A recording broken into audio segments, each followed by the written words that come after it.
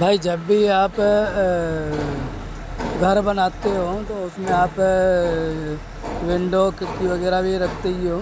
तो उसके ऊपर अक्सर लोग क्या करते हैं ना, जहाँ पे आपकी विंडो आ रही है उतने में ही लेंटल बीम डालते हैं। तो उसका आपका क्या है ना, अगर पॉसिबल है, आपके पास बजट है उतना, तो पूरी दीवार के ऊपर आपको लेंटल बीम डालना चाहिए। जिससे क्या होएगा, उसमें मजबूत कि उससे आपका घर के बढ़िया बनेगा।